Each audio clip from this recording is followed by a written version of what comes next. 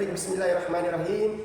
Assalamualaikum warahmatullahi wabarakatuh. Kami dari kelompok 4, saya Semenanggar sebagai moderator dan ada keempat anggota saya yaitu Distian, Juratu, Dinda Regina Putri, Sahruni.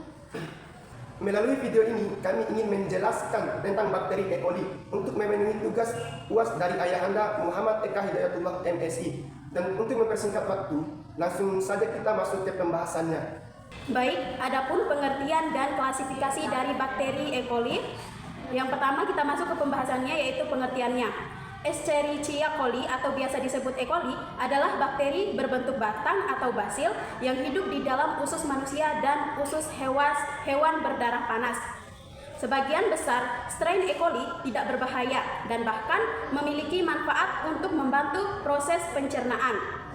Namun, beberapa jenis E. coli juga bersifat patogen dan dapat menyebabkan berbagai penyakit.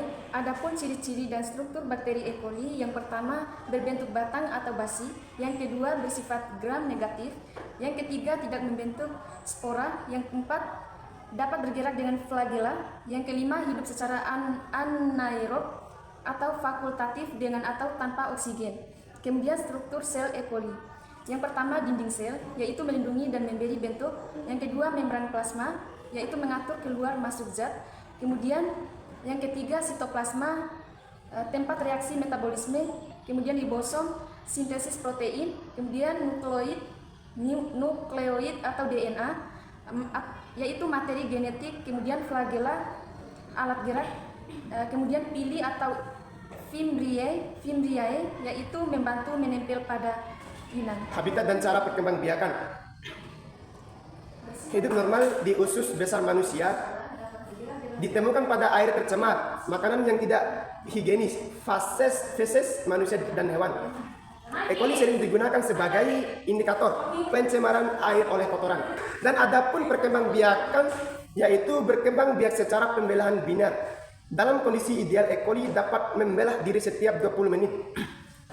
Peran E. coli yang menguntungkan dan merugikan. Peran menguntungkan yaitu membantu pembentukan vitamin K dalam usus, kemudian menjaga keseimbangan mikrobiota usus, kemudian digunakan dalam bioteknologi seperti produksi insulin, pembuatan hormon pertumbuhan, penelitian genetik. Kemudian peran merugikan, beberapa strain patogen E. coli dapat menyebabkan yang pertama diare akut, yang kedua keracunan makanan, yang ketiga infeksi saluran kemih, yang keempat diare berdarah, kemudian yang kelima gagal ginjal pada kasus berat. Baik, adapun penyakit yang disebabkan oleh bakteri E. coli yaitu yang pertama diare ringan hingga berat, muntah dan kram perut, demam dan dehidrasi.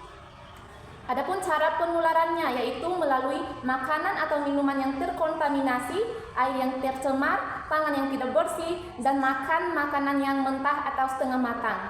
Adapun cara pencegahannya yaitu melalui yang pertama, cuci tangan sebelum makan. Yang kedua, masak makanan yang matang. Yang ketiga, minum air bersih dan matang. Baik, mungkin sekian video yang dapat kita sampaikan. Jika ada kurang lebihnya, kami mohon maaf yang sebesar-besarnya. Wassalamualaikum warahmatullahi wabarakatuh.